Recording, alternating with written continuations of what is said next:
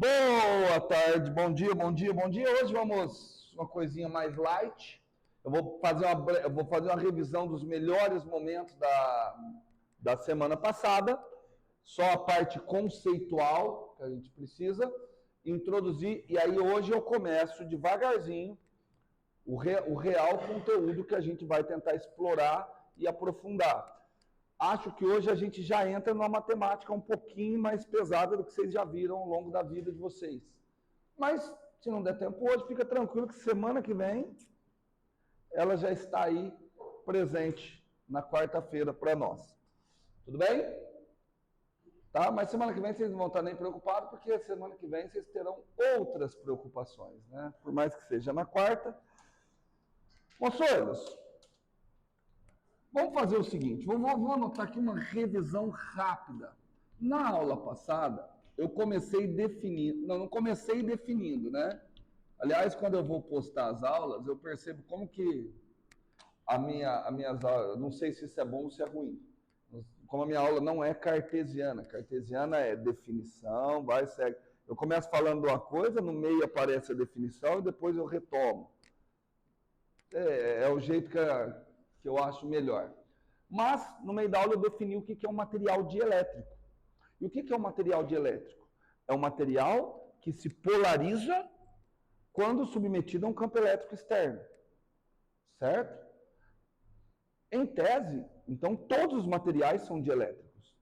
E aí eu acabei comentando com vocês, todos os materiais são dielétricos, inclusive condutores. O que diferencia um material dielétrico de outro é essa capacidade que ele tem de se polarizar. Né? Existem materiais dielétricos que aplicam um campo externo e ele se polariza muito. E existem materiais que você aplica um campo externo e ele se polariza pouco. O que mais se polariza é o condutor. Esse é um fato que eu acho extremamente interessante. A hora que eu começo a aula, cara. Não, porque isso se repete em trocentas aulas. Eu devo ser muito chato, não é possível. A hora que eu começo a aula. Mas vamos lá. E aí, no que o material polariza, polarizar é ter uma separação das cargas, essa polarização cria um campo interno próprio. Estão lembrando? Esse campo interno próprio se opõe ao campo externo que o gerou. Tudo bem? Fazendo o quê? Diminuindo a intensidade do campo lá dentro. Então eu posso dizer que o material dielétrico torna mais difícil a penetração de um campo externo. Só recapitular. Aplica um campo externo, o material se polariza, cria um campo interno que opõe, lá dentro a soma desses dois campos cria um campo resultante que é menor que o campo externo que tentou penetrar. Certo? Vamos fazer uma ilustração aqui que eu acho que fica melhor. Ilustração. Eu lembro que eu falei até que é por conta disso que a água é um solvente, né? Diminui o campo externo lá. Então o que acontece, meus amiguinhos? Você tem aqui um material, ele é um dielétrico. Eu aplico um campo externo. Campo externo. Ó, aqui, tá aqui um lindo campo externo. Estou sentindo falta do Zé. Ó. Não, tô sentindo falta dele mesmo. Ele mandou mensagem que vai chegar atrasado. Olha lá. Olha aqui, ó. Eu vou desenhar alguns poucos dipolinhos, tá? No que o campo externo é aplicado, ele causa uma separação. Lembra? Os átomos, as moléculas são formadas de átomos. Em uma molécula não polar, o que acontece? Do mesmo jeito que tem centro de massa, existe o centro de cargas. Em uma molécula não polar, o centro de carga positiva e o centro de carga negativa coincidem. Até por isso é difícil da gente perceber os fenômenos elétricos, porque elas estão eletricamente neutras. Aí você aplica um campo elétrico externo, o que acontece? A carga positiva sente uma força na mesma direção e sentido que o campo elétrico. A carga negativa sente uma força na direção oposta. Só que ela não pode se romper, porque elas estão presas na molécula. Então, cada moléculazinha, vamos colocar aqui assim, ó, essa aqui é uma moléculazinha. Acontece uma separação. A carga positiva se move para lá, a carga negativa para trás. Certo? Olha só. Positivo, negativo. Tudo bem? Em condutores, o que acontece? Em condutores, como você tem cargas livres, vai tudo num lado e tudo no outro. Tudo bem? A gente ainda vai discutir condutores. Ou eu vou colocar na prova. Só que se eu for colocar na prova, vocês vão saber de antecedência. Porque eu vou permitir que vocês venham, que é outro modelo de prova que eu estou pensando. Eu lanço uma questão, e eu lanço a ideia de uma questão, vocês têm uma semana para pesquisar e trazer, e usar tudo que vocês conseguirem pesquisar, vocês podem usar na hora da prova. Para essa questão. Estou pensando, porque tem que ser muito bem pensado isso. Certo? Então, olha só. No que houve a polarização dessas moléculazinhas, elas criam pequenos campos elétricos. Certo? Certo? Esses campos elétricos se somam, criando um campo interno. Ó, isso aqui é os pequenos. Eu vou desenhar de laranja o campo elétrico interno total. Ó, E-int. Eu vou chamar de EP. Esse daqui eu vou chamar de campo externo. Campo externo. E aquele ali eu estou chamando de EP. O campo EP é o campo devido às cargas de polarização. Então, quanto é o campo líquido? O campo elétrico mesmo no interior do material dielétrico. Como é que vai ser o campo elétrico? Olha, ele é o campo resultante. Então, ele é a soma vetorial, vetorialmente, ele é a soma do campo externo com o campo devido às cargas de polarização. Em termos de módulo, como é que fica o módulo dele? Porque aqui é vetor. Estou somando vetores. Em termos de módulo, como é que fica o módulo do campo interno? Módulo do campo externo menos... Tá mesmo, Marcão? Certo? É natural para vocês que o módulo do campo externo não tem como ser menor que o campo de polarização? É natural, quer dizer, é óbvio para vocês. Porque quem é que o campo de polarização surge graças a quem? Ao campo externo. Então não tem como ele ser maior. Certo? Então, quando eu vejo isso, ó, eu vejo que o módulo do campo interno, módulo do campo resultante, ele vai ser o módulo do campo externo menos o módulo do campo devido às cargas de polarização. Tá certo?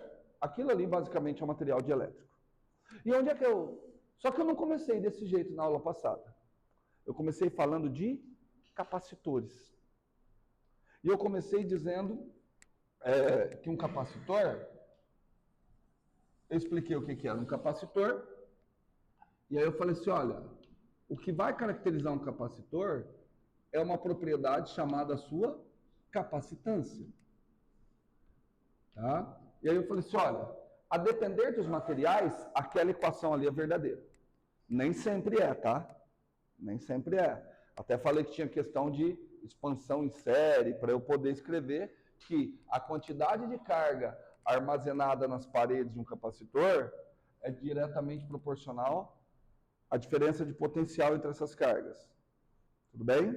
E aí eu defini a capacitância de um capacitor. Em um primeiro momento, a hora que eu fui calcular a capacitância de um capacitor de placas paralelas, vou só de equação, a gente chegou nisso, né? A capacitância de um capacitor de placas paralelas, ela depende da área e depende de quem mais?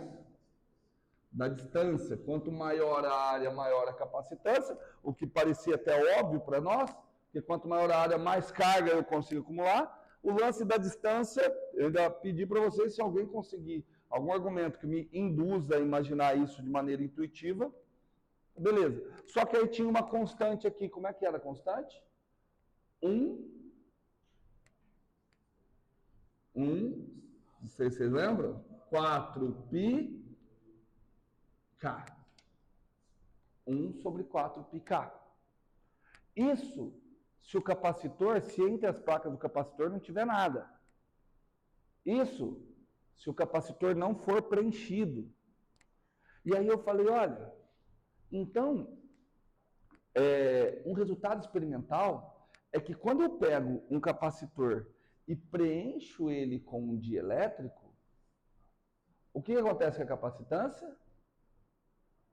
Aumenta. Se a capacitância aumenta, peraí, não mudou a área. Não mudou a distância. Eu sei que ninguém estudou, que você está com prova, que a gente falou na aula passada, por isso que eu estou detalhadinho. Se não mudou a área e não mudou a distância, como é que a capacitância pode ter mudado? Eu ainda falei assim, ó, vou falar uma coisa absurda. Só pode ter mudado a constante. Certo? Porque essa é uma constante característica do vácuo. Aquela ali é do vácuo. Então, a capacitância deveria ter mudado devido à mudança dessa constante. Ok? Ok? Estamos juntos? Essa mudança. Então, eu vou dizer que a capacitância, ela depende da área, da distância e do material que lá está inserido. Tudo bem? Em que lugar que a capacitância vai ser a maior possível? A menor possível? No vácuo, né? Porque, ó, qual que é o resultado experimental? Introduzir um material dielétrico, a capacitância aumenta.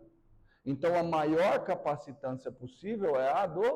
Não, a menor possível é a do vácuo. Se a menor possível é do vácuo, quer dizer que a menor constante, a maior constante possível, é a do vácuo. Tudo bem? Então, para materiais dielétricos, o que acontece com essa constante? Diminui. E aí fica meio ruim, né? Fica meio ruim de imaginar. Materiais com grande capacitância são materiais com constantes eletrostáticas menores. Tudo bem? Ok? Quanto maior a capacitância, menor a constante eletrostática. Eu falei, cara, não seria melhor a fala não seria mais intuitiva assim, olha, quanto maior a capacitância, maior essa propriedade? Ao invés de eu falar da constante eletrostática, seria melhor eu falar de uma determinada propriedade que, quanto maior essa propriedade, maior a capacitância. Então, eu optei por pegar esse 1 sobre 4π vezes K e dar um nome para isso. O nome que eu vou dar para isso, Calinha, é permissividade. Permissividade do meio. Certo? Que aí, se eu falo como permissividade, olha como fica a fórmula da capacitância. Assim. Isso aqui eu estou só na revisão, tá? Depois dê uma olhada na videoaula da semana passada. A capacitância fica igual a permissividade vezes A sobre D. Putz, agora ficou bem melhor. Agora ficou bem melhor. De acordo? Certo? Ficou bem melhor, porque assim, ó, quanto maior a permissividade, maior a capacitância. Tá? Mas aqui eu só estou com um joguinho matemático, ainda não interpretei o que é a permissividade. Eu precisava interpretar, tá bom, mas entendi que eu estou dando um valor numérico. Aliás, qual é a menor permissividade possível? Qual meio tem a menor permissividade? O meio que tiver a menor permissividade é o meio que vai ter a menor capacitância. Qual meio que tem a menor capacitância? O vácuo, que experimentalmente inseriu o dielétrico e aumentou a capacitância. Tudo bem? E aí, sempre que eu falei isso para vocês, acho que eu comecei a aula passada falando isso. Toda vez que você insere uma constante na física, você tem que explorar o significado dessa constante. Que é o seguinte, o que caracteriza a permissividade de cada meio? Certo? O que caracteriza? E aí, na aula passada, eu fiz a seguinte opção para tentar entender a permissividade. Eu fiz a seguinte opção. Falei assim, olha, Vamos imaginar que eu tenho um capacitor de placas paralelas. Então, um capacitor de placas paralelas e eu não sei essa jogada ainda. Tá bom? Eu ainda não sei calcular a capacitância. Teoricamente, para mim, a capacitância está fixa. Bem teoricamente. Tá? Então, o capacitor está aqui. Carga positiva. 2, 3, 4, 5. 1, 2, 3, 4, 5. O que eu sei que tem estabelecido entre as placas de um capacitor? Uma diferença de potencial. E eu sei que essa equação aqui é verdadeira. Tudo bem? Então, ó, nesse primeiro instante, eu sei que Q1 é igual a capacitância vezes V1. Tudo bem? Porque, olha só, eu não estou atribuindo mudanças na capacitância. Talvez depois eu coloque. Aí eu coloco... Oh, perdão. Sei sim, estou atribuindo sim. Aí eu coloco o material de elétrico. Se eu coloco o material de elétrico, o que não vai mudar de um estado para outro? Não. Entre aquilo que está ali. A carga. A carga é a mesma. Tudo bem? A carga é a mesma. Então continua sendo Q1. Não precisa nem ser Q1. Só que eu sei que a capacitância aumentou. Só que eu tenho um C2. Mas peraí. O C2 aumentou. Mas peraí. O C2 aumentou. Não sei atribuído a quê. Mas se o C2 aumentou para manter a mesma carga, o que tem que ter acontecido? Quem que tem que ter caído? O potencial. O potencial diminui. Então, de alguma forma, a gente sabe que o potencial diminuiu. Certo? De alguma forma, a introdução de um dielétrico faz causar uma queda no potencial. Tudo bem? Mas eu também sei, na realidade ali está escrito potencial, mas é diferença de potencial, né? Falei disso na semana passada, né? Para esse caso, a diferença de potencial é simplesmente o módulo do campo elétrico lá dentro vezes a distância. Se o potencial caiu, é porque aconteceu o quê? A diferença de potencial não é E vezes D? Eu não cheguei à conclusão que a diferença de potencial caiu. Então, o que aconteceu lá no interior? O campo elétrico diminuiu. Então a introdução de um dielétrico faz com que o módulo do campo elétrico lá no interior caia. Tudo bem? Certo? E a gente sabe que a introdução do dielétrico é que eu estou colocando material com a permissividade menor. Então você está vendo que a permissividade está relacionada à queda do campo elétrico lá no interior? E a gente já sabe por que houve uma queda. Porque o dielétrico está submetido a um campo externo. Se ele está submetido a um campo externo, o que aconteceu aqui? Polarizou. E se polarizou, o que acontece? Cria um campo interno que se opõe ao campo externo, diminui. Então, a que está relacionada a permissividade? A capacidade do material de se polarizar. Quanto maior a permissividade de um material, mais ele se polariza. Quanto mais ele se polariza, menor é o campo que penetra lá no interior dele. Resumido a aula passada? Resumido? Só que agora, o que eu vou falar é a meu gosto. Talvez alguns livros de física. Eu não gosto de falar da permissividade no meio. Eu gosto de falar de coisas comparativas. Tá? Alguém me fala, por favor, como é que seria a fórmula da permissividade do vácuo?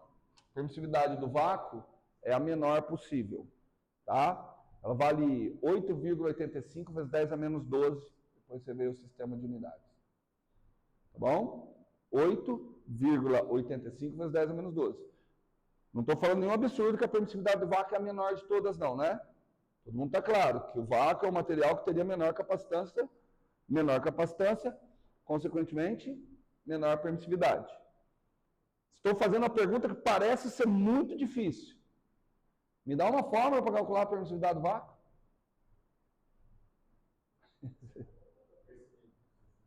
Eu vou colocar uma fórmula para a permissividade do vácuo. 1 sobre 4 π vezes a constante do vácuo. Está na lousa. Certo? Tudo bem?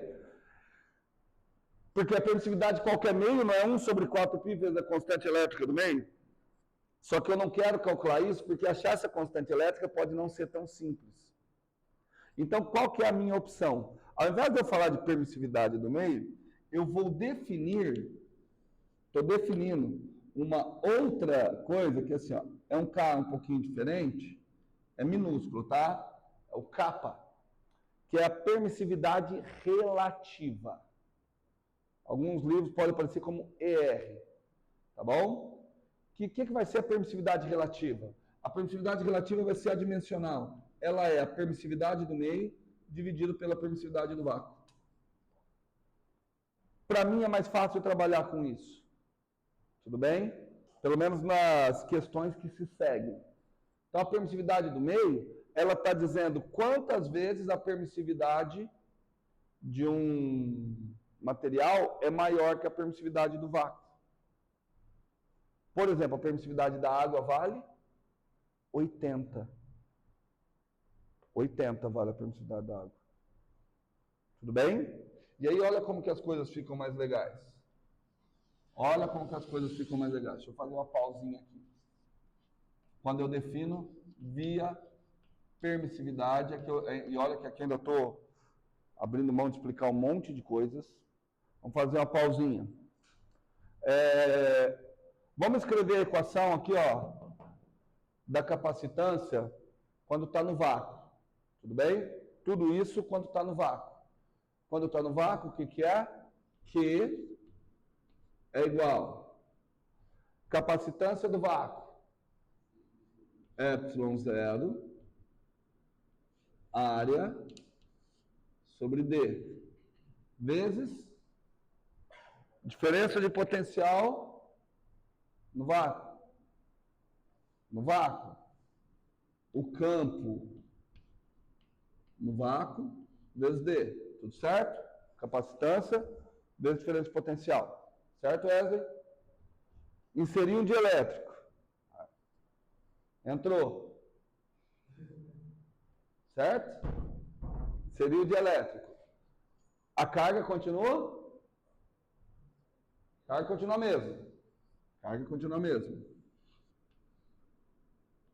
Como é que vai ficar a capacitância? Permissividade do dielétrico, essa que eu não quero trabalhar, vezes A sobre D, vezes quem agora? E2 vezes D. Tudo bem? Tudo de acordo?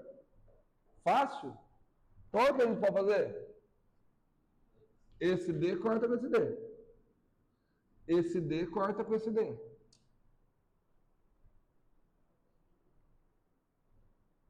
Tudo bem?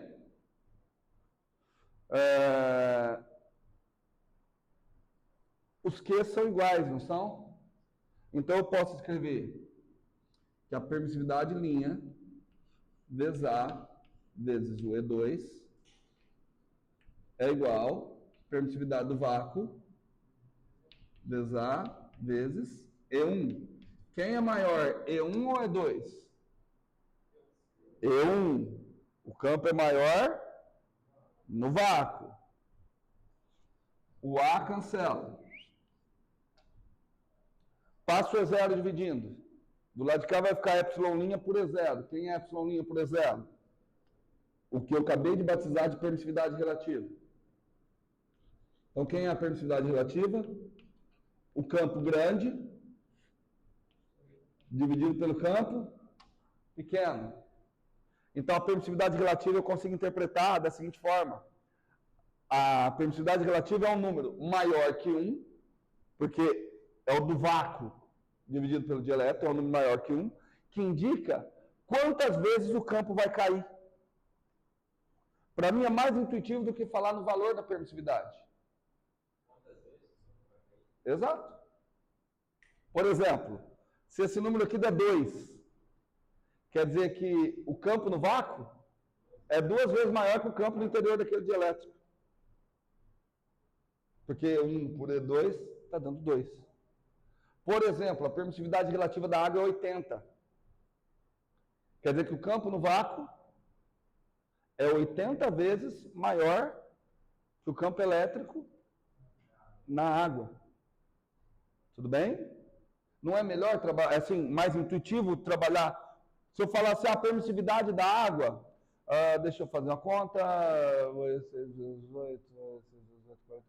aproximadamente 5 vezes 10 a menos 10. Tá vendo? Sim. Por isso eu prefiro falar na permissividade relativa.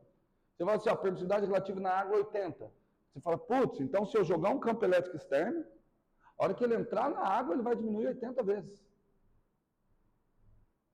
Certo? Ficou mais claro?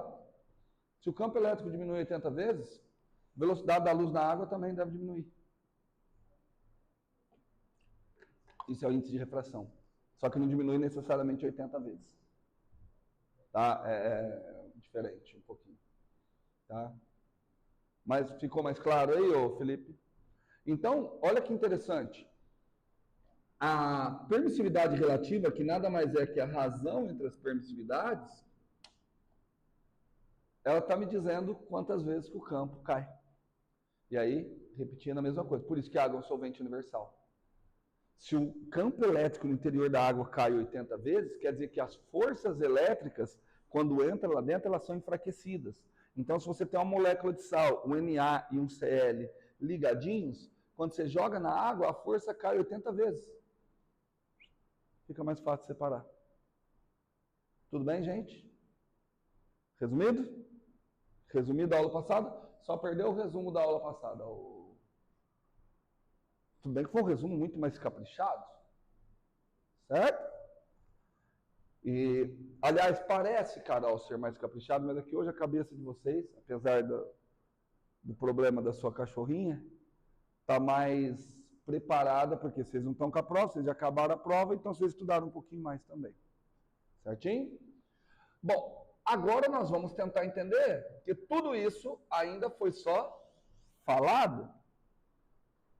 Tudo bem, entendi que a permissividade tem a ver com a diminuição do campo, entendi que tem a ver com a capacidade de polarização, só que presta atenção que toda a minha argumentação, eu só falei que a permissividade tem a ver com a polarização. Eu não mostrei, não matematicamente. Certo? Então, a partir de agora, a gente tem que ver as coisas de maneira matemática. Para isso, nós vamos ter que começar na parte fácil. Vamos entender o dipolo elétrico. Vamos começar com a parte fácil. Bem fácil. Ok? O que é um dipolo elétrico? Dipolo elétrico é um dispositivo mecânico, no qual você tem uma carga positiva e uma carga negativa separadas por uma certa distância d. Tá? Só que elas têm que estar unidas. Ah, se eu colocar um próton aqui, um elétron aqui, isso aqui caracteriza um dipolo? Não, porque se você soltar um, consegue vir um encontro ao outro. Para ser um dipolo elétrico, elas têm que, de alguma forma, ter algum vínculo. Tá? Se um rodar, o outro roda. Tá? A molécula da água é o melhor exemplo de um dipolo elétrico. Porque a molécula da água, você tem um átomo de oxigênio, 2 átomos de hidrogênio. Os átomos de hidrogênio têm a polaridade positiva, que cria um centro de carga positiva aqui. O oxigênio cria um centro de carga negativa aqui. Certo? E aí, para onde você carregar, você rodar a molécula da água, essa configuração não irá alterar. Então, isso é um dipolo elétrico. E aí eu quero perguntar para vocês o seguinte. Imagine que eu tenho aqui um dipolo elétrico.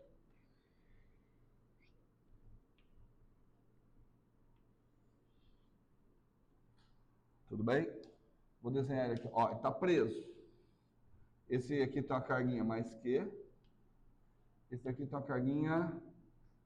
Não, esse vai ter a carga mais Q.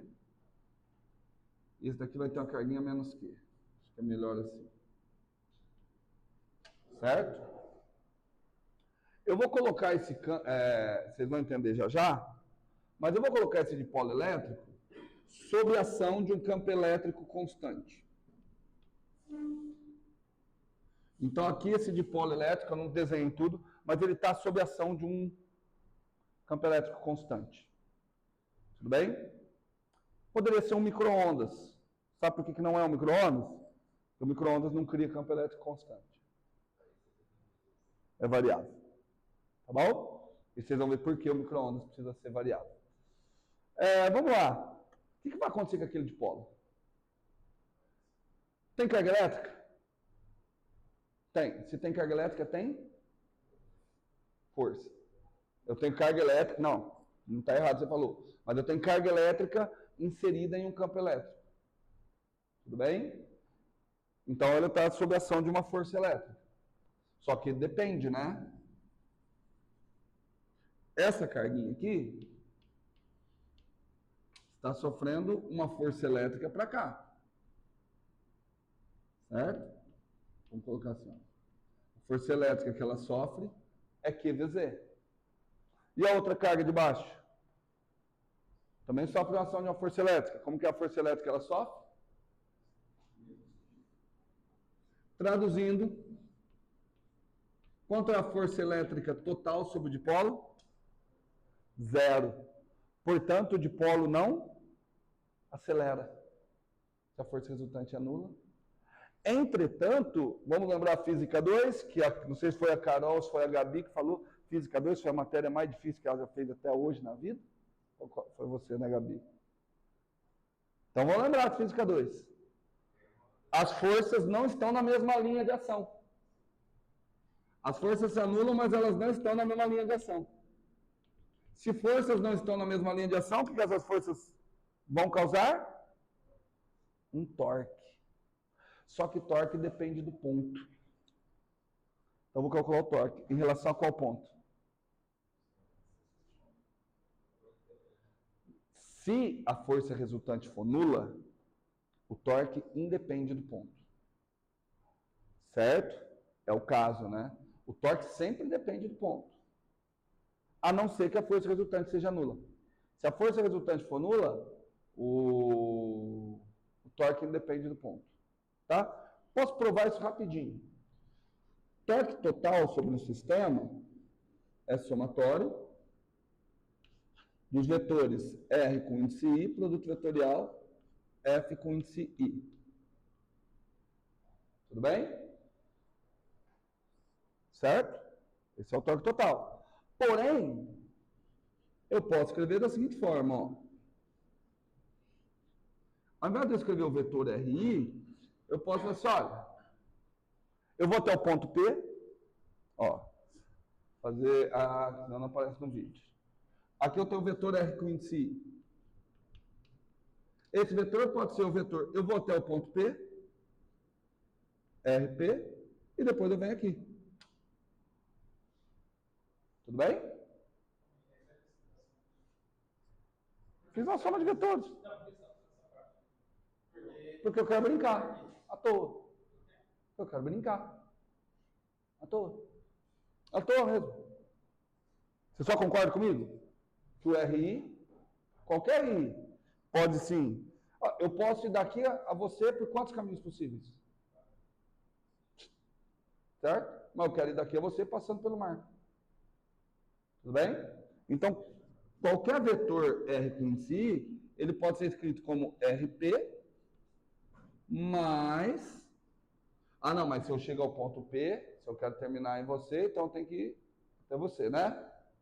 mais R'I. Esse linha é só para indicar que eu estou partindo do ponto P e chegando até o ponto RI. Tudo bem? Por que aqui não precisou da linha? Por que aqui não precisou da linha? Porque é constante. Estou indo sempre no ponto P. Tudo bem?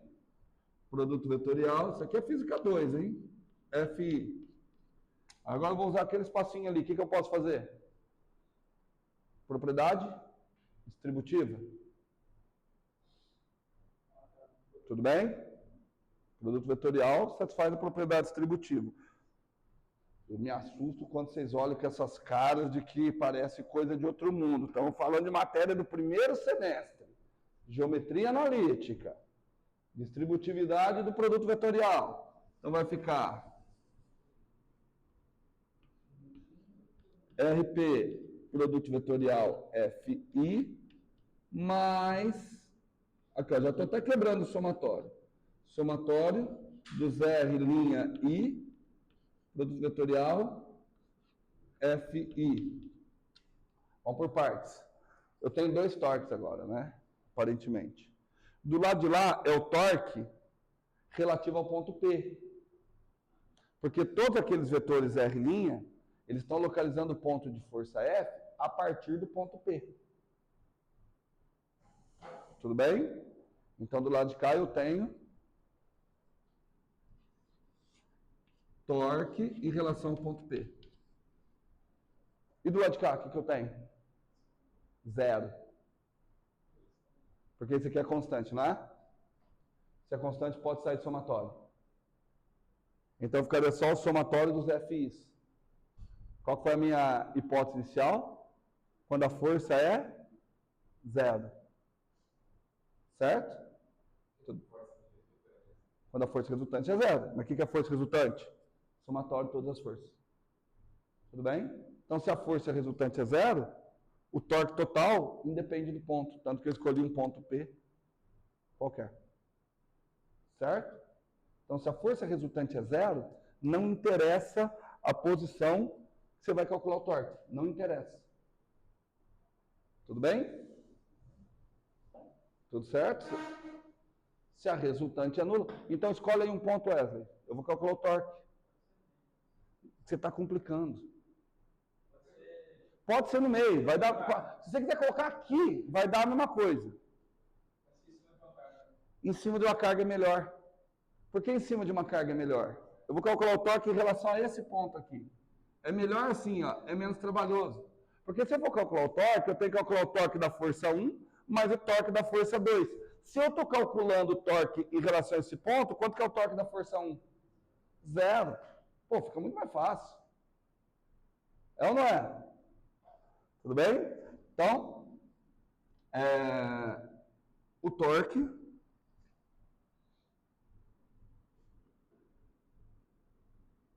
isso. Vou desenhar esse vetor aqui, ó. Que é o vetor que localiza, né? Eu vou chamar de vetor D. Então, descreve para mim quem é o vetor D. É o vetor que localiza a carga positiva a partir da carga negativa. Tudo bem? O módulo dele é a distância entre as cargas. Portanto, o torque sobre o dipolo vai ficar quem? Vai ficar o torque? Força. Não é? D, que é R, né? Produto vetorial, qual é a força? QVZ? Força elétrica. O que eu vou sacar? E. Olha que legal. Tudo bem? O que isso indica? Quando é que o torque vai ser nulo? Quando é que o produto vetorial é nulo? Quando eles são paralelos. Então o torque vai ser nulo quando o vetor D estiver paralelo ao campo elétrico. Ou melhor, quando o dipolo estiver paralelo ao campo elétrico.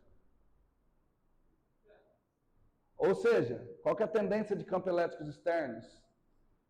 A alinhar dipolos elétricos. É o que a gente está vendo ali. Então, se aplica um campo elétrico externo, ele tenta... Ó, todo mundo concorda que ele está rotacionando para cá. Aí ele rotaciona... Aí a hora que ele tenta parar aqui, ele não consegue. Porque ele está certa inércia. Ele continua. Só que aí olha aqui como que o torque inverte. Para tentar trazer ele de volta. Então, campos elétricos externos, eles atuam no sentido de fazer o quê? Tentar alinhar os dipolos elétricos. Entendido? Certo? Tanto é assim que eu vou fazer o seguinte, cara. Olha para mim, olha para o desenho e me digam quais vocês acham que são... Fala aí, ô Gabi. Qual que vocês acham que são as características principais de um dipolo elétrico? Ah, ninguém, de olhar na loja, ali fala assim, o que tem de importante num dipolo elétrico? Pelo amor de Deus. Ah, vou até jogar isso aqui para cima. Olha aí, gente, tá na lousa. O que tem de importante na porcaria de um dipolo elétrico? O que diferencia um dipolo de outro? Uma coisa, você acabou de falar, fala mal. A carga. Certo? Outra coisa que diferencia um dipolo de outro? O vetor D. Oh, meu Deus do céu, gente. O dipolo, eu falei, você tem duas cargas separadas por uma distância. O que caracteriza a porcaria do dipolo? A porcaria da carga é a porcaria da distância. E vocês ficam olhando, não é verdade. É física, não é filosofia. Então, eu vou perguntar de novo. Depois a gente até edita. Todo mundo participa. Então, pessoal, o que vocês acham que é importante? O que caracteriza bem um dipolo? A carga e a distância. Mas não vamos falar de distância, vamos falar de vetor. Que vetor que apareceu ali? O vetor que localiza a carga positiva a partir da carga negativa. Tem que tomar cuidado que ele é oposto ao campo elétrico, né? Olha só que legal. O que caracteriza um dipolo apareceu aqui. Carga e distância. Carga e distância. Então vamos dar um nome para isso. Momento de dipolo. Certo? Então a gente só dá um nome para isso porque ele é. Então, a partir de agora, se eu ficar perguntando o que caracteriza um momento de dipolo, o que caracteriza um dipolo, você não vai falar a carga e a distância. Qual que é a característica principal de um dipolo? Momento de dipolo. Qual que é a tendência do campo elétrico? Alinhar momentos de dipolo. Cara, eu já vou adiantar o curso de Eletromag 2 para os 2 alunos que devem conseguir chegar lá. Cara, você sabe o que é lindo? Você sabe o que é lindo? Lá em Mag 2, eu vou calcular o torque em um dipolo magnético. Torque em um dipolo magnético. Sabe como que vai ser a fórmula do torque do dipolo magnético? Vai ser o produto vetorial do momento de dipolo magnético com campo magnético. Vai ser exatamente a mesma equação. Você acredita? É um negócio... O dicionário do... Tudo que vocês estão aprendendo em eletricidade, a gente só vai fazer um ajuste e trazer para o magnetismo. Tudo bem? Então, o que acontece? Aquilo ali que eu falei que é um micro-ondas. Um micro-ondas, ele não lança só campo elétrico, lança o campo magnético também, mas vamos pensar no campo elétrico variável. E qual que é a tendência dos dipolos? A se alinhar com o campo elétrico. O que você põe no micro-ondas? O que você põe lá, Zé? Comida. Só que você já percebeu que você não coloca farofa? Porque, na realidade, o campo elétrico ele vai atuar nos dipolos. E quais dipolos? Das moléculas de água. O bife não tem água? Pode evaporar, mas a ideia é você movimentar o dipolo. O trabalho da força elétrica movimenta os dipolinhos de água e ali você tem uma condução de energia na forma de calor, que é o que acaba esquentando, pela realização do trabalho da força elétrica, de movimentar esses dipolos. Tudo bem? Só que aí acontece o seguinte, vamos admitir que o sistema atingiu o equilíbrio. É impossível porque ele passa e ele volta, a menos que você tenha um atritozinho, né? Até ele brecar. Vamos admitir que ele veio aqui assim. Então, para cá continua o campo elétrico. Eu vou manter. Aí, quando tudo fica lindo, o campo elétrico se alinhou ao momento de dipolo, certo? Certo ou não? O campo elétrico se alinhou ao momento de dipolo. Só que o momento de dipolo é formado por quê? Ele é formado por carga. E carga faz o quê? Cria seu próprio campo. Então, o momento de dipolo, ele rotacionou graças à existência do campo elétrico. Só que ele mesmo cria um campo elétrico interno. Para onde está o campo elétrico criado por um dipolo? Na direção oposta do momento de dipolo. Olha que coisa linda. Esse é o campo criado pelo momento de dipolo. O que vai acontecer com o campo elétrico ali entre as cargas do dipolo? Ele é atenuado. Ah, professor, mas aqui você está falando para um dipolo. Sim. Em um dielétrico tem quantos dipolos? Um monte. Entenderam que o processo é quase que o mesmo? Então, lá vai eu para mais uma tentativa que provavelmente será frustrada. Eu falo isso, parece que eu fico bravo com vocês, mas sabe quando que eu deixei? Eu ficava bravo assim, não com vocês. Eu falava assim, cara, sabe quando que eu deixei de ficar bravo com vocês? Quando eu comecei a fazer aula com o Rodrigo. Porque tem hora que ele faz a mesma coisa. Ele faz perguntas assim que, vou colocar bem entre aspas, são óbvias para serem respondidas na hora, e ninguém responde. E esse ninguém inclui eu. Então, assim... Hã? Não, então, porque... Não, cara, a hora que você senta aqui, mesmo com a experiência de professor, a hora que você vira aluno, a tua cabeça parece que ela dá uma mudada. Entendeu? Por mais que a gente fale, por mais que a gente dê liberdade, você não quer falar besteira. E você não está tentando responder ao professor, você está tentando entender aquilo que o professor quer que você responda. Entendeu? É por isso que muitas vezes eu faço pergunta óbvia. Você pergunta, qual é o teu nome, Marco? Meu nome? Esperando alguém soprar o nome dele. Porque você quer esperar. Tá? Então, vamos para mais uma tentativa. Vamos ver se vocês estão bons. Não sei se alguém aqui quer carreira acadêmica. O que eu acabei de falar? Que o campo elétrico, ele alinha o dipolo. Só que o dipolo, por si só, cria um campo elétrico externo. Qual que seria o próximo passo? O que eu deveria ensinar vocês a calcular? O campo elétrico criado por um dipolo. E aí agora eu vou explicar qual que é o passo a passo da aula de hoje. Eu vou ensinar vocês a calcular o campo elétrico criado por um único dipolo. Certo? Da mesma forma que eu comecei o curso, ensinando vocês a calcular o campo elétrico de uma única carga pontual. E depois? Eu vou ter que generalizar para uma distribuição volumétrica de dipolos. Entenderam? E aí a gente vai ver quem são as fontes. Porque a hora que eu calcular, por que eu vou precisar calcular o campo de uma distribuição volumétrica de dipolo? Por que eu vou precisar calcular isso? Porque em dielétrico, você tem uma distribuição volumétrica de dipolo que cria um campo elétrico que se opõe ao campo externo. Tudo bem? Todo mundo? Então vamos embora. Então vamos lá. Eu tenho meu apagador super top, campo elétrico de um único dipolo. Vocês não fizeram isso em Física 3? Calcular o campo de um dipolo? Não, né? Ah, vocês foram aquela Física 3 toda com 16 professores?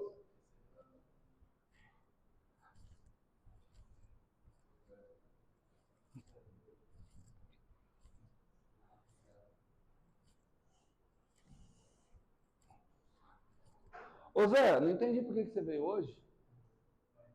Que eu achei que não ia dar pra você vir, porque amanhã você tem que vir de novo. Ah, porque amanhã é aula do Rodrigo, cara.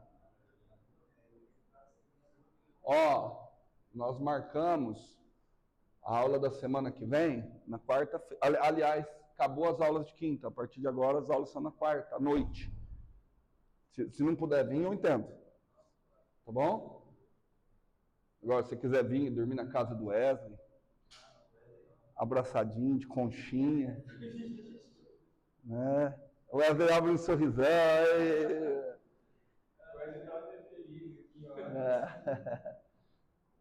Tá? É porque, assim, ó, na semana que vem, liberar a quinta, porque na quinta a nossa cabeça vai estar toda voltada para circuitos. Então, espero que a sua cachorrinha esteja melhor, para que você possa concentrar certinho nos circuitos. Hoje eu pus, olha, comparando a minha filha com a cachorrinha. Eu pus minha filha para dormir, aí eu acho que era às 2 da manhã, aí eu acordei, aí eu pus ela para dormir no quarto dela. Aí eu tô meio que dormindo, aí eu virei na cama, aí eu fui abraçar, achei que eu estava abraçando minha esposa, e nossa, a mão da Laiane tá pequena. Sabe-se lá que jeito, cara. Ela acordou no meio da noite, enfiou no meio da minha cama, dormiu. Eu nem vi, cara. Eu nem vi. Antigamente, quando estava frio, quando estava calor, ela acordava, desligava o ar-condicionado, apagava a luz e vinha para a cama. Aí ela começou a perceber que isso fazia muito barulho e a gente brigava com ela. Agora, bom, vamos lá. Vamos calcular o campo elétrico criado por um dipolo elétrico. Aqui a gente vai ter que fazer muitas considerações. Vamos lá. Wesley, posso fazer mais uma daquelas perguntas? Ô, gente, digam para mim, quem é que vocês acham que deve aparecer no cálculo do campo elétrico criado por um dipolo? Fala uma coisinha só que deve aparecer. Hã? O momento de dipolo deve aparecer. Então, já que vocês acertaram a primeira, vamos forçar um pouquinho. Quem mais que deve aparecer no campo elétrico criado por um momento de dipolo? Por um dipolo? Distância. Distância ao dipolo. O que vocês imaginam? Quanto maior a distância, maior ou menor o campo criado por um dipolo? Quanto maior a distância, maior o campo criado por um dipolo? Menor, né? Será que cai com o inverso do quadrado da distância? Ou cai mais rápido? Quem é que cai com o inverso do quadrado da distância? O campo criado por quê? Uma carga pontual. Um dipolo tem quantas cargas? De sinais opostos. Os dois campos se ajudam ou se enfraquecem? Se enfraquecem. Então o campo deve cair mais rápido ou mais lento? Mais rápido. Então não deve ser com o quadrado da distância. Faz sentido? Tudo bem? Então vamos lá. Ah, cara, só que sim. A gente acabou de fazer uma prova. Eu não vou calcular campo elétrico com a pinóia para vocês, que eu vou calcular campo elétrico, que vai dar muito trabalho. Cara, calcular o campo elétrico criado por um dipolo elétrico vai dar muito trabalho. Eu tenho uma opção. O que eu posso fazer que é mais simples que calcular o campo elétrico criado por um dipolo? E que seria igualmente valioso? Calcular quem? O potencial. É mais fácil, né? Eu calculo o potencial criado por um dipolo elétrico. Se eu quiser o campo, o que eu faço? Calculo o gradiente. Então vamos voltar então. O que vocês esperam do potencial elétrico criado por um dipolo? Tem um momento de polo. Ele varia com o quê? Porque assim, ó, o dipolo de uma carga pontual, ele cai com a distância. O inverso da distância. Tudo bem? O que vocês esperam do potencial criado por um momento de polo? Ele cai mais rápido ou mais lento? Mais rápido. Pode ser com o quadrado da distância? Pode ser. Tá bom? Então, ó, campo, eu vou escrever aqui por preguiça, tá? Mas seria campo criado por um dipolo. Então, vamos aqui, ó,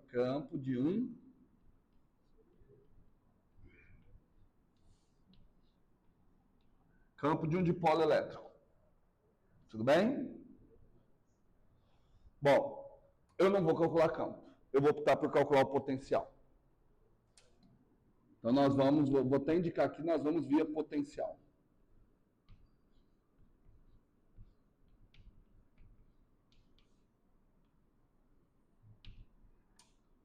Vamos lá. Temos aqui o eixo Z, o eixo X e o eixo Y. Vou fazer um desenho bem bonito, hein? Vocês não merecem, mas... Vamos lá, ó. Aqui está a carga positiva. Aqui está a carga negativa. Como é que é o vetor momento de dipolo mesmo? Ele localiza a carga positiva a partir da negativa. Aqui está o vetor momento de dipolo. Digamos que eu queira calcular o campo nesse ponto aqui, ó. Tudo bem? Então eu quero calcular o campo na posição R. Estamos juntos? Certo? Então, campo não, potencial. Quem é que perturba o espaço fazendo aparecer um potencial ali na posição R? Quem primeiro? Carga positiva. Então, eu vou localizar a carga positiva. Olha que legal esse vetor, ó. Vetor é R positivo. Eu não preciso colocar R minha. Tudo bem? Ele localiza a carga positiva. Posso fazer uma pergunta daquelas difíceis? Fala aí, Marcão. Quem é esse vetor? Não, é o vetor azul. É o vetor azul. Falei que você ia errar. Certo?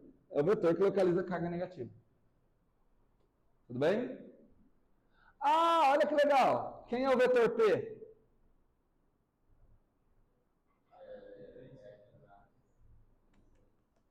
Cuidado, tá?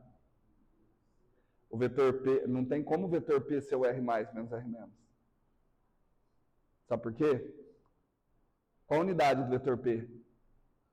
Coulomb vezes metro. Certo? O vetor D é o R mais vezes R menos. Porque aí eu estou falando de dois vetores de posição.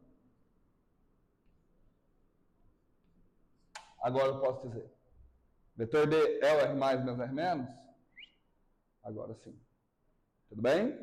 Eu só posso somar vetores de mesma natureza. Mas concordo que o erro foi meu. Vamos lá. Então, vou calcular o potencial em R. Tá fácil que eu não preciso de integral. Eu fiz uma cagada, cara.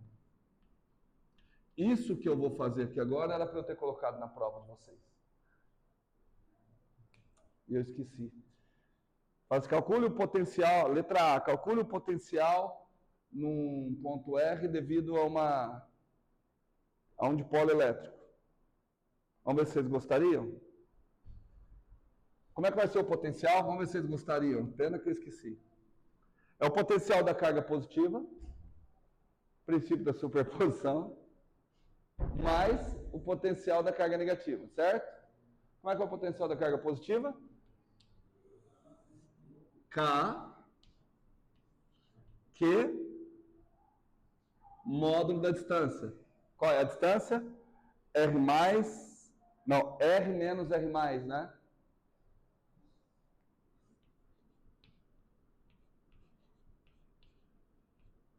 Esse é o potencial devido à carga positiva. Quem que está faltando? Potencial devido à carga negativa. Como é que ficaria? Menos.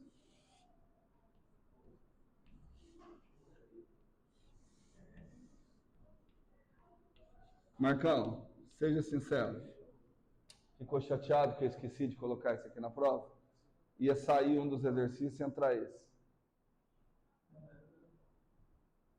Ei, Wesley, ficou chateado?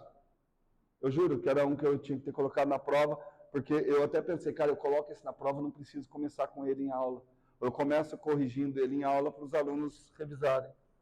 Tá bom esse exercício para a próxima prova, Wesley? Hã? Coloca em posições diferentes, né? Tá. Só que tem um detalhe. Esse seria a letra A. A letra B seria o seguinte.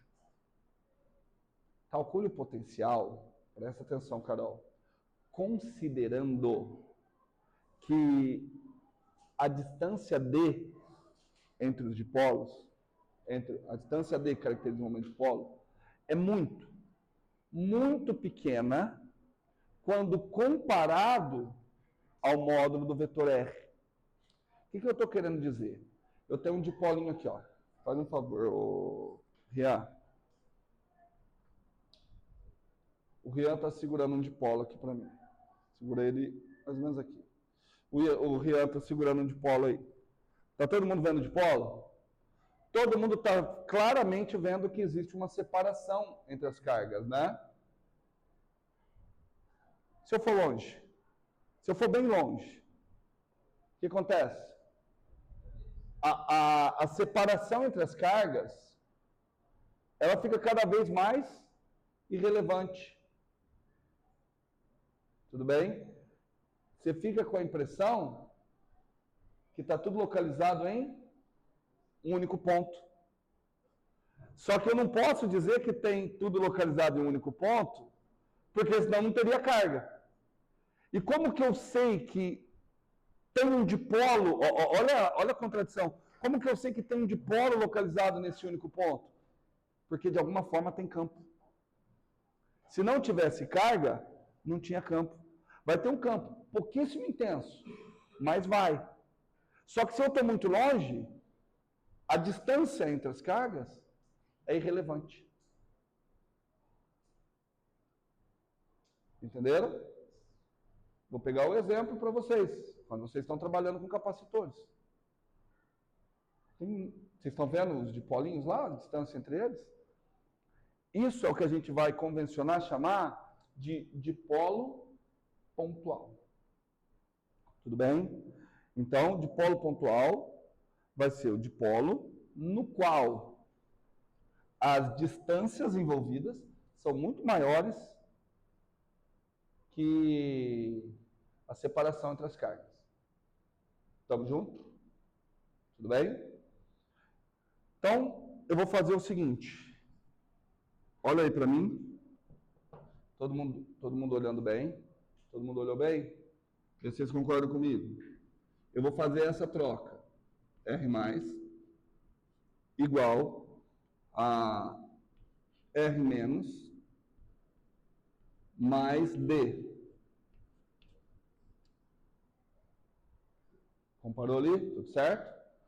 Porque eu preciso fazer aparecer o vetor D. Porque depois eu vou considerar que esse vetor D, ele é muito pequenininho. Tudo bem? Certo?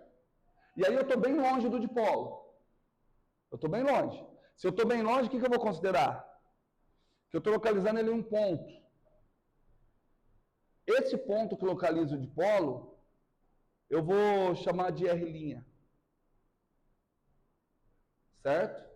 Esse ponto poderia ser o vetor R-. Eu vou fazer a seguinte troca. R-, eu vou trocar para R'. Tá? Porque eu vou dizer, olha assim, eu sei que dói um pouquinho, mas eu vou dizer que eu tenho um vetor que está localizando o dipolo.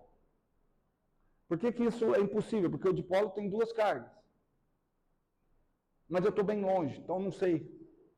Tudo bem? Vocês nunca ouviram falar, mas aqui a gente só fala de dipolo, mas tem quadrupolo, tem octopolo, tem expansão em multipolos. Tá bom? Ok? Então eu vou fazer essas trocas aqui para o cálculo do potencial. Estamos juntos? Ainda constitui uma igualdade. Portanto, como é que vai ficar V de R agora? Me ajudem aí. V de R. Eu posso pôr o K aqui em evidência? Tudo bem? Vou colocar o K aqui em evidência. Que multiplica quanto? 1 sobre quanto? Módulo de R menos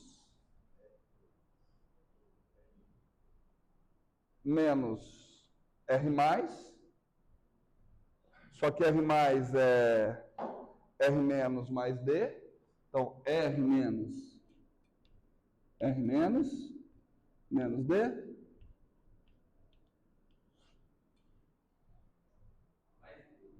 menos, porque esse menos é de todo R mais. Coloca entre parênteses, tudo bem? Menos 1 sobre quem? Opa, mas aqui não é nem R menos, né? A gente combinou trocar por R', né? Módulo R menos R'.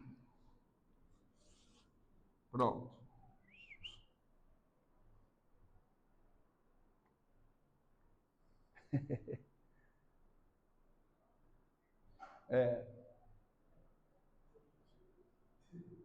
Show, né?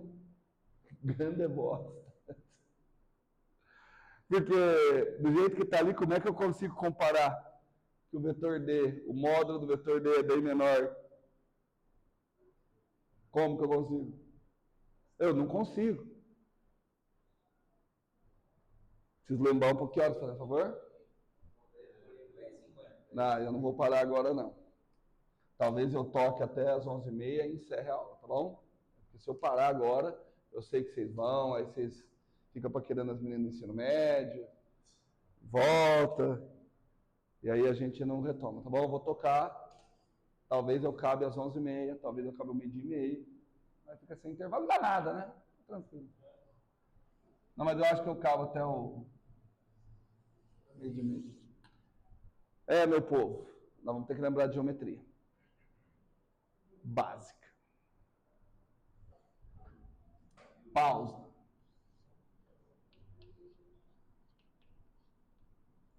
Pausa.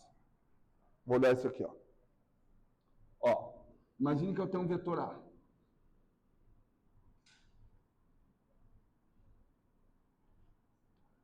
Aqui eu tenho um vetor A. Tudo bem? E aqui eu tenho um vetor B. Na realidade, esse aqui é o vetor menos B.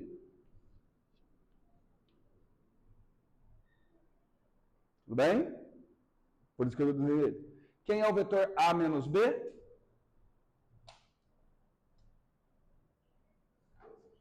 É esse carinha aqui, não é? Vê se vocês concordam comigo. Vê se vocês entendem que esse é o vetor A menos B.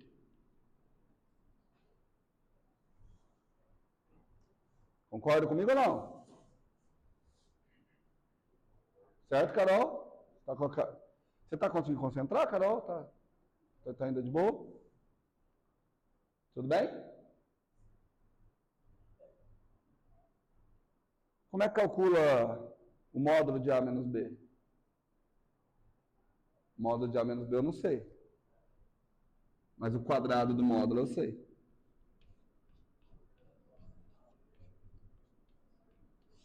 Ao quadrado. Lei dos cossenos, né? Lei dos cossenos. Como é que é? Módulo primeiro.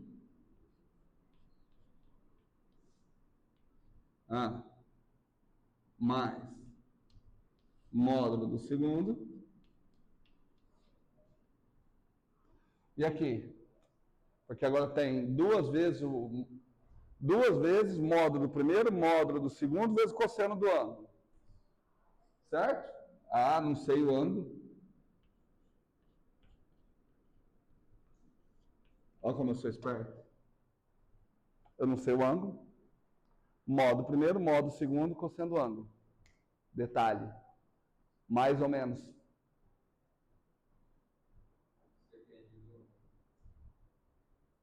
Se eu considerasse esse ângulo aqui, ó, seria menos. Certo? Se eu considerasse o suplementar dele,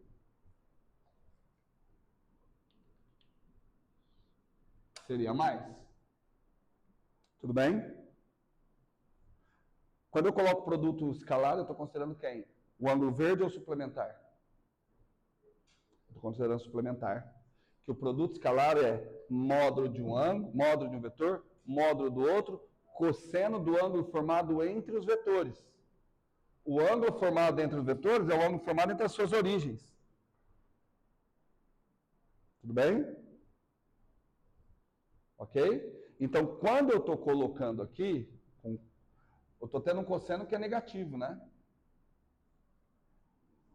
Certo? Só que eu preciso ver aquele ali. Então, ali, ó, de novo, mais ou menos.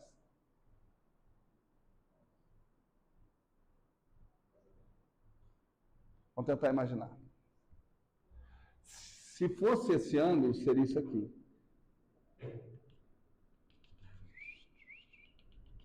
Se fosse esse... Parece que está dando a mesma coisa, tá doido?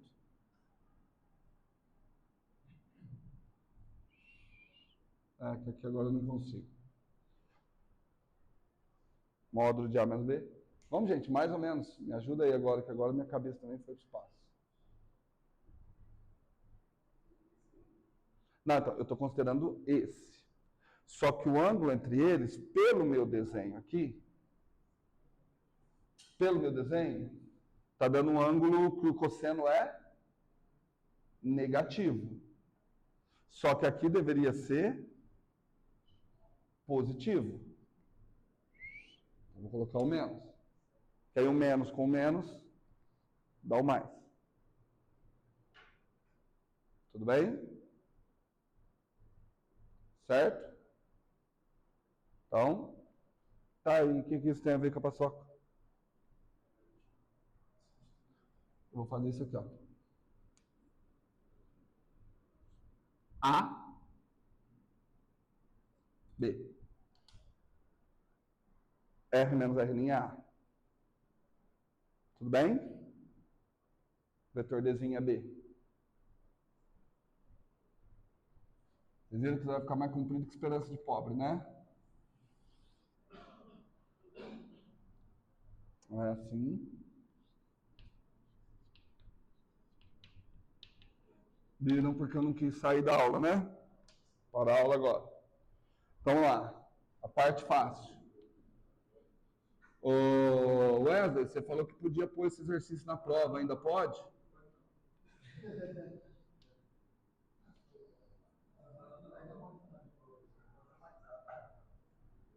Vamos lá. Então, vamos lá. 1. Galera. Módulo disso ao quadrado. R menos R' ao quadrado. Mais módulo de T ao quadrado menos 2 vezes R menos R', produto escalar, D. Tudo isso elevado a meio.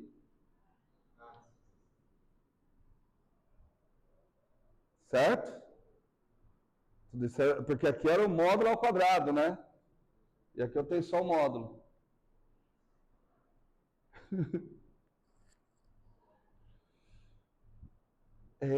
Galera.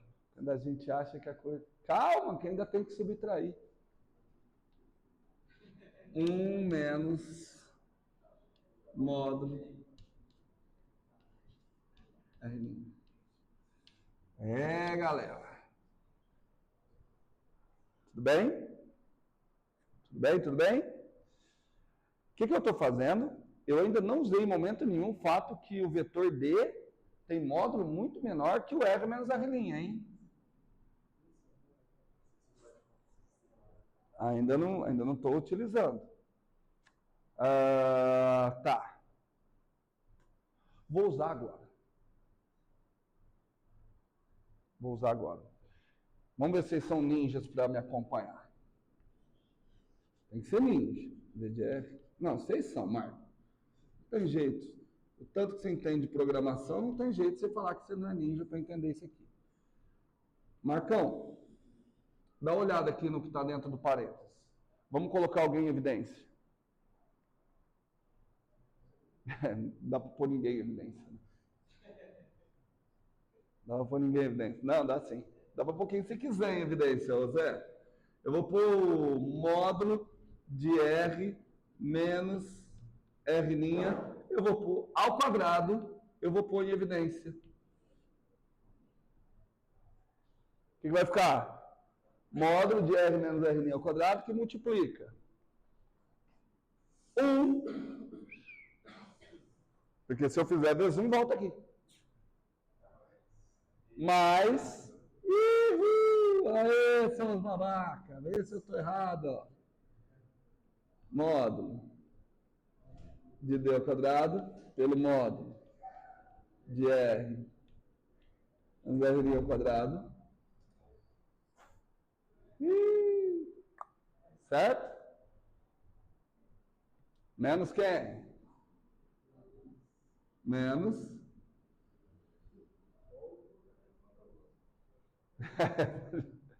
Menos 2 vezes módulo de R menos R'. Cara, não, 2 vezes R menos R', vetor, vezes D, dividido pelo módulo ao quadrado. Certo? Ó, 2 vezes alguém, produto escalar D, pelo módulo de R menos R' ao quadrado, certo? Certo? Certo, Eva? Acompanhou? Não, então não é mais ou menos, velho. Então fala o que não está certo, velho. O que você está perdendo na equação de cima? O que me parou na hora que você se perdeu, velho? Vamos lá, vamos. O que foi? Pegou? Ó. Isso, o A é o R menos R'. Módulo de A quadrado. Módulo de B ao quadrado. Menos 2 vezes produto escalar de A com B.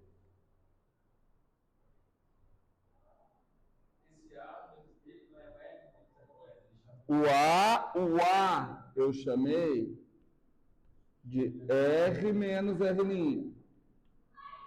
O B, troquei por D. Foi agora? Tudo bem? Ali eu coloquei o R menos R' ao quadrado de evidência. Foi? Foi mesmo? Então para a hora que você não entender. Então vamos lá. O que está faltando aqui que eu não coloquei? E vamos tentar deduzir por que eu não coloquei. Está faltando o vetor R menos R'. E está faltando quem? Um módulo. Mas quem é o vetor pelo módulo? É o versor. Certo? Tudo bem? Tudo bem ou não? E o que tem? Quem passar para cima? Vetor, não tem como estar vetor no denominador. Também não tem como. Não existe isso. Aqui, ó, eu vou escrever por completo. Aqui está R menos R', e aqui é o quadrado. Então deixa assim, você está confundindo. Eu falo que a hora que eu pegar um e dividir pelo outro, dá o versor, fica o versor em cima. Tudo bem? Ó? Que menos 1?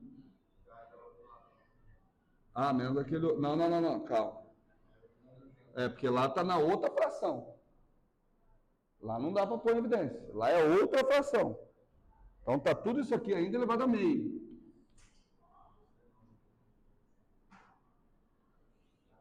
Agora sim, Felipe, menos 1 pelo módulo de R menos R'. Só que agora parece que não, mas ficou um negócio mais bonito. Ficou um negócio bem mais bonito. Por quê? Módulo de R menos R' ao quadrado. Aqui, Wesley, depois tem gravação. Acompanha aqui comigo. Módulo de R menos R' ao quadrado elevado a meio. Módulo de R menos R'. Aí, então, aqui, opa, aqui tem um 1, né? Olha só, você tem 1 pelo módulo de R menos R', e aqui você tem 1 pelo módulo de R menos R'. Dá para pôr evidência. E tem mais um detalhe. Qual que é a minha suposição? Que eu estou muito longe do dipolo. Se eu estou muito longe do dipolo, quer dizer que o módulo de D, quando comparado à distância, é pequeno. Mas a distância é quem? A distância ao dipolo? R menos R'. Tudo bem? Tudo bem? Dá uma olhada aqui, ó. Eu estou muito longe. Estou longe para um caramba. Ó. Para módulo de D muito menor que o módulo de R menos R', temos, eu vou colocar como igualdade, mas é uma aproximação, tá? Olha o que nós temos. Se o módulo de D é muito maior que o módulo, muito menor, quanto é que dá módulo de D dividido pelo módulo de R menos R'? Eu tenho um número muito pequeno dividido por um número que é muito maior que ele. Dá um número muito pequeno. Tende a zero. O pequeno está em cima e o grande está embaixo. Tende a zero. E se você levar ao quadrado? Vai zero mais rápido ainda. Quanto dá isso aqui? Isso aqui vai praticamente a zero. Certo? Se eu fizer a mesma coisa aqui, lascou. Porque se eu fizer a mesma coisa aqui, vai dar que o potencial é nulo. Entendeu? É uma possível aproximação. É que assim, eu vou fazer uma aproximação de primeira ordem. O que quer dizer que eu vou fazer uma aproximação de primeira ordem? Eu vou considerar que o módulo, aproximação de primeira ordem. Eu vou considerar que o módulo de D pelo módulo de R menos R' é muito pequeno, mas eu não posso desprezar. Na segunda ordem eu posso desprezar. Entendeu? Tudo bem? Aqui, o raciocínio do Marcão, mas então aqui você também poderia. Não. Tá? Captou? Certo? Todo mundo? O Marcão, eu vou abrir ali e aí eu vou explicar o Marcão quis. Ó. Ali vai ficar assim, ó. V de R igual KQ. Não esqueci de você, Wesley. Só que olha aqui, ó. Olha esse fator. Módulo de R menos R' ao quadrado elevado a meio. O que ficou? Então, aqui tem uma fração com módulo de R menos R' e aqui tem uma fração com módulo de R menos R'. Então, o módulo de R menos R' no denominador eu posso pôr em evidência. Módulo de R menos R', que multiplica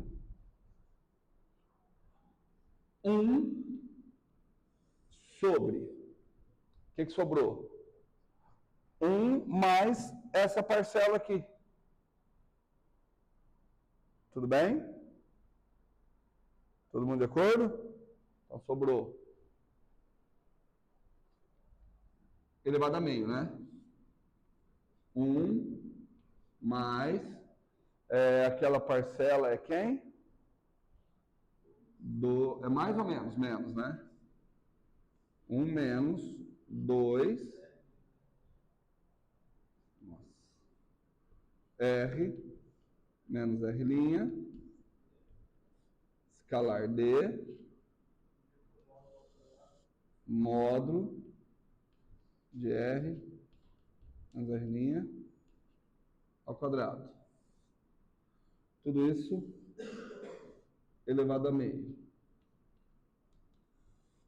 Tudo bem? Menos 1. Menos 1. Menos 1 porque eu coloquei isso aqui em evidência.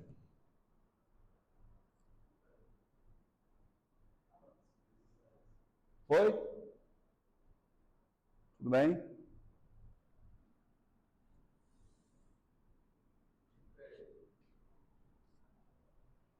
Confere, que eu já vou explicar o que o Marcão queria. Na onde? Quadrado elevado a meio. Certo? Foi? Tudo bem, Wesley? O que eu falei para o Marcão? O Marcão falou assim, professor, já que isso também é válido, você pode fazer o seguinte, ó. Não foi bem isso que ele falou, mas foi isso que ele quis dizer. Ele falou assim, você pode fazer o seguinte, ó. Aqui não tem um produto escalar? Como é que é o produto escalar? Módulo do primeiro, módulo do segundo, cosseno do ângulo. Então, como é que ficaria? Módulo de R menos R', que eu cancelo com o módulo aqui. De acordo? Então, módulo de R menos R'. Show? Módulo de cosseno do ângulo. Ficou mais claro para você? Tudo bem? Tá. Só não posso esquecer que ângulo é aquele. Aquele é o ângulo entre o vetor D e o R menos R'. Lá no começo. Tudo bem? Oi? Entre o vetor D e o vetor R menos R'. E aí o Marcão falou assim, professor, já que você está considerando que é muito pequeno, eu posso considerar que módulo de D dividido por isso também é muito pequeno. Sendo muito pequeno, isso aqui dá zero. Só que presta atenção, se isso daqui der zero, vai ficar 1 menos 1, vai dar que o potencial é zero. É uma possibilidade, só que aí eu estou descartando todos os efeitos do potencial. Então, qual foi a minha opção? Descartar as coisas apenas a partir da segunda ordem. Entendeu? O módulo de D quadrado pelo módulo de R menos R' quadrado é pequeno o suficiente para eu descartar. Na primeira ordem quer dizer que está elevado a 1, eu não vou considerar que é pequeno o suficiente. Show?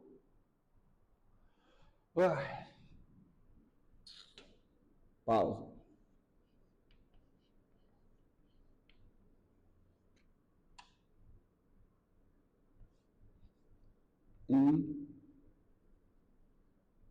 Mais x elevado ao quadrado. Fala para mim, quanto é que dá 1 mais x elevado ao quadrado? Rápido, 1 mais x elevado ao quadrado? 1 mais 2x mais x ao quadrado.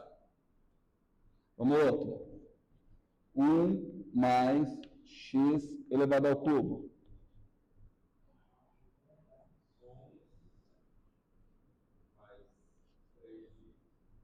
1 mais 3x ao quadrado mais 3x mais x ao cubo. Vou colocar mais uns 2 aqui para vocês. 1 mais x à quarta. Quem não sabe é só fazer a distribuição, tá? 1 mais 4x ao cubo mais 4... Não é 3, não. mais 6x ao quadrado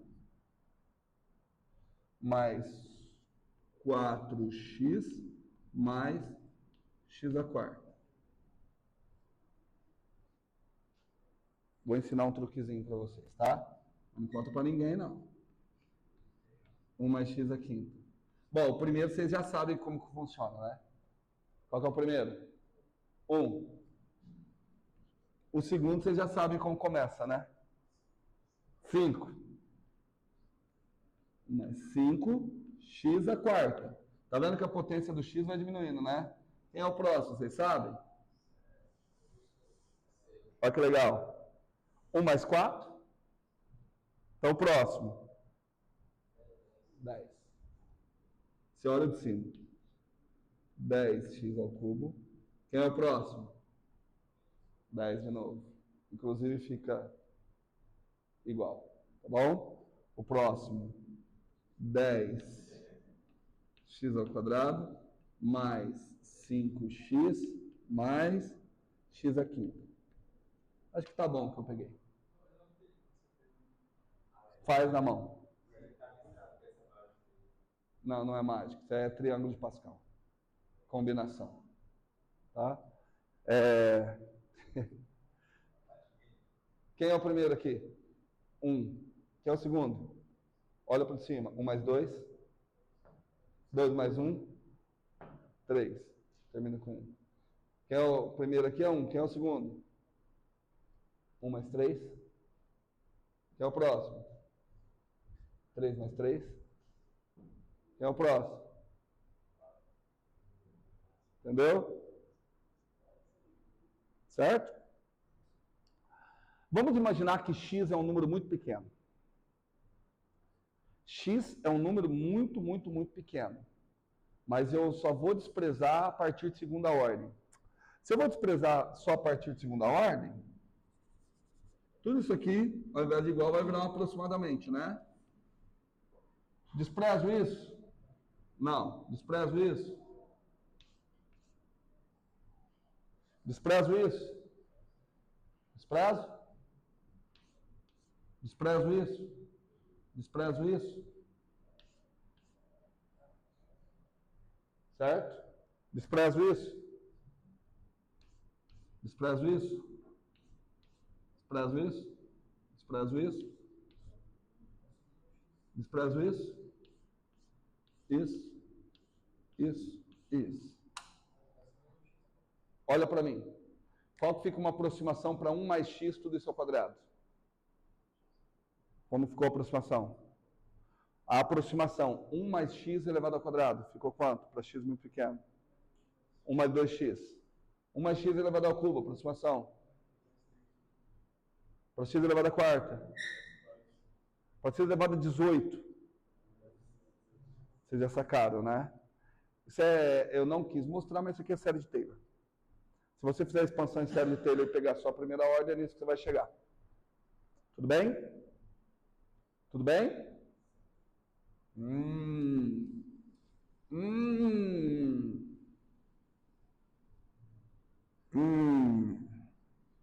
Então vamos manter essa pausinha aqui.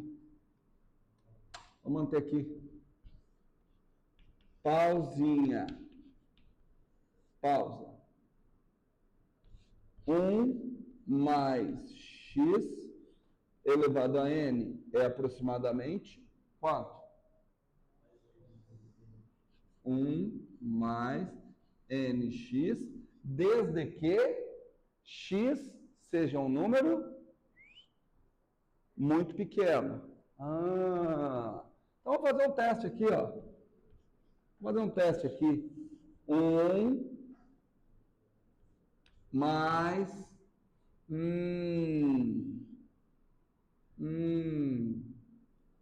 menos 2 cosseno θ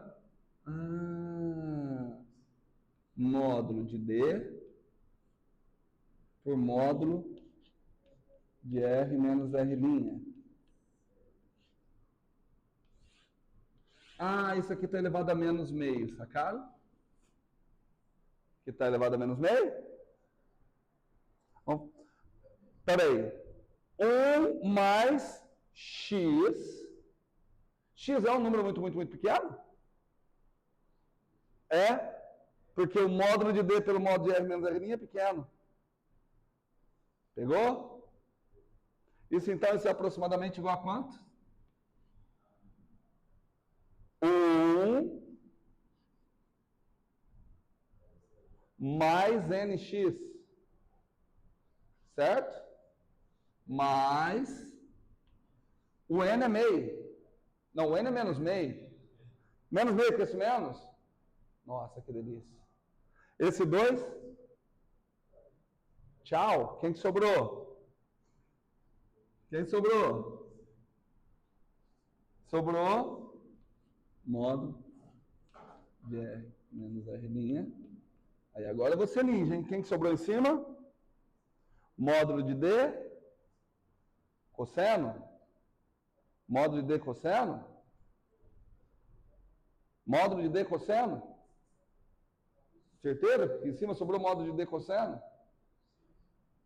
Então em cima sobrou D, produto escalar, R menos R', pelo módulo.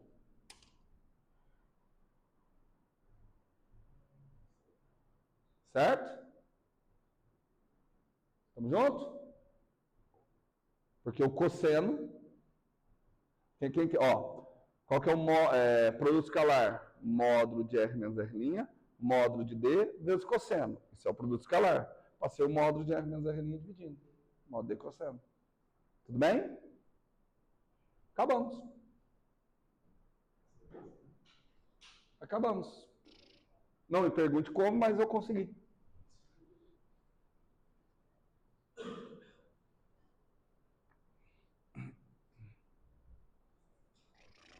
Ó, voltando.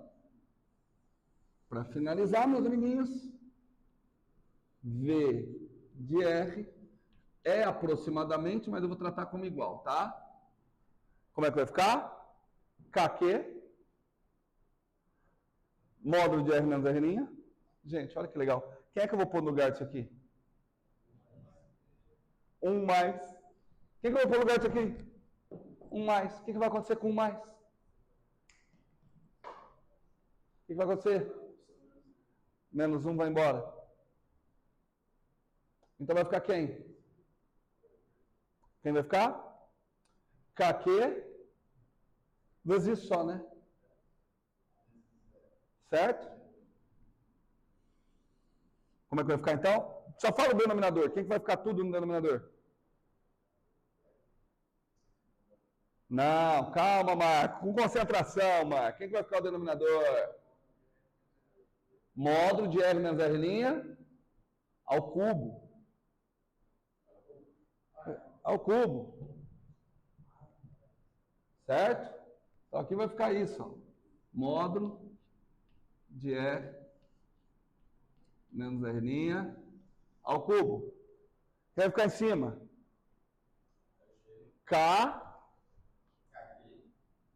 KQ, D, produto escalar.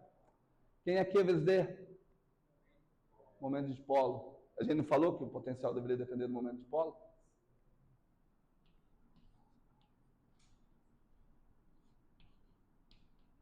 Pronto, meus amiguinhos. Esse é o potencial. Olha o que acontece com o potencial de um momento de dipolo. O potencial de uma única carga cai com o inverso da distância. O potencial de um momento de dipolo cai com o quadrado da distância.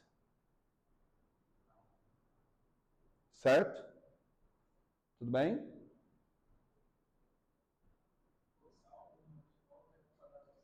Oi? Olha lá. É isso que você está vendo? Fala a verdade, é isso que você está vendo? Fala a verdade. Sim ou não? É isso que você está vendo? Que o potencial cai com o inverso quadrado da distância? Você não está vendo? Então fala. Não estou vendo. Não está vendo? Não. Porque, como é que era a forma? Exato, é a questão do versor. Porque aqui está caindo aparentemente com R ao cubo, mas tem o vetor em cima. que é o indicativo que ele cai com o inverso quadrado da distância. Certo? Esse é o potencial de um dipolo pontual. Esse é o potencial de um dipolo pontual. Qual que seria o próximo passo, que eu não vou fazer hoje, porque já são 11h20. Para vários dipolos. Teste. Teste. Vamos para comparação. Por comparação. O potencial de uma única carga era K, Q, módulo de R menos R'. Eu consegui generalizar para integral de volume, né, K, integral de volume, continuava caindo com R menos R', mas agora como era uma distribuição, não conseguiria colocar carga. Como que eu colocava ali no lugar de carga? Densidade de carga, dV. E agora? Para um dipolo pontual. Para uma carga, eu transformei a carga em densidade de carga. Para um dipolo pontual, eu tenho um momento de dipolo. O que vocês acham que eu devo fazer? Fala alto. Achar uma densidade de dipolo. Só que tem um problema. Carga é escalar. Momento de dipolo é vetor.